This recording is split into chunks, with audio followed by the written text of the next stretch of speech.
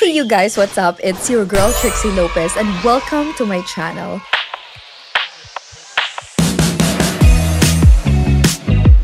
Between the laughs and late-night grinds, she always keeps it real. Here's Trixie's quick advice for anyone who needs a little reminder.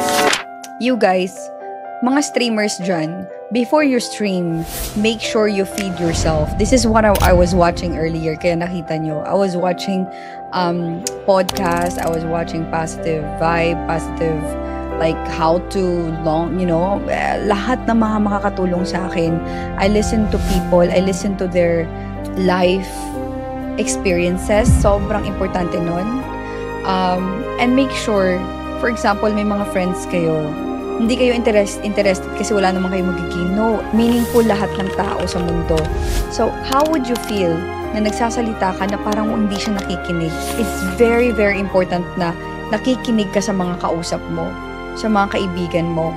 Kasi how would you feel kung ikaw nagsasalita parang wala kang halaga sa kanya? 'Di ba? So sa mga bagong streamers dyan, if you're watching horror movies, if you're watching negative vibes, puro issue, stop that. It's not gonna help you. Especially if you want to be successful in your career or kahit ito para sa lahat, hindi lang sa streamer eh. You have to avoid negative things. Alam nyo ba yung mga tao na nagko-comment sa mga babae ng magaganda sila, walang ka-insecure sa katawan yun. Ganun yun. Na-realize ko yun dati. Dati nung sobrang insecure ko, hindi talaga ako nagsasabi, uy, ang ganda mo. Walang ganun. Pero nung nagkaroon ako ng confidence sa sarili ko, na parang, yung maturity, sobrang to the highest level na, lahat na nakikita ko maganda, inaano ko talaga, ina-appreciate ko, maganda boses. Di ba hindi masyadong friendly yung mga Amerikano? Hindi sila masyadong friendly, hindi sila vocal, conservative sila, reserved sila. Dito, hindi mo pwedeng, halimbawa may anak sila, di ba sa Pilipinas, pag may anak, hala, ang cute ng baby, di ba kakargahin mo? Ang cute ng baby dito, hindi matatakot ka, mahihiya ka kasi bawal yun, nakakatakot yun. Bigla mo na lang kinarga yung baby nila. Sa Pilipinas kasi, pag mga kapitbahay natin may mga baby, oh, ang cute ng baby, oh my God! Di ba, pwede nating kargahin. Pero dito, be, pag kinarga mo yung anak nila, be, lagot ka, baka tatawag na sila ng pulis. Diba? Kusyel sa Pilipinas, nilalawayan pa daw. Nilalawayan daw sa Pilipinas. Buwisi talaga kayo, no? Yung mga chat talaga. Grabe talaga yung mga sinasabing la Kusyel, oh, Latina, Gatillo. Ay, nako. Alam mo ba, pag nasa labas ako, nabibigla yung mga sa akin, mga puti sa akin. So, ang over ng reaction ko kasi, pag halimbawa, may nakita akong kotse na naka-Ferrari sila, tapos ang ganda-ganda ng babae. Pero, syempre, matured na, siguro nasa 40 or 50, pero sobrang ganda. Alam mo yung reaction ko, oh my God, gaganon talaga ako. I like your lashes, where did you get that? Gaganon ako. Tapos, syempre yung babae, mabibigla yung babae kasi over ka-friendly naman ako.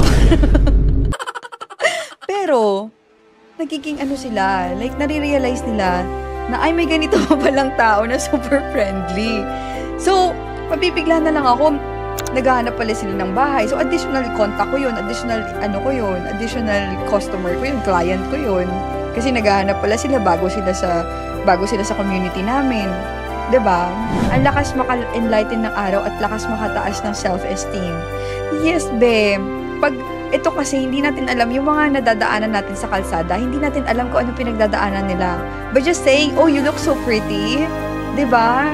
Parang, uy, I'm Elaine, ang bait mo naman. Parang gano'n, parang ang ganda mo naman. Parang ang sarap sa pakiramdam, 'di ba? And other girls, please, wag na kayong magsabi ng hindi mas maganda ka. Wag na kayong magsabing gano'n. The confident woman that you are, ang sasabihin mo lang, thank you. That's it. Thank you. Pwede din dagdagan mo, thank you, ikaw din po. Or like, thank you, ikaw din, madam. Ikaw din, be. Ganda mo din, be. Huwag kang patalo, be. Pero yung, mas maganda ka, madam. Huwag kang ganyan, madam.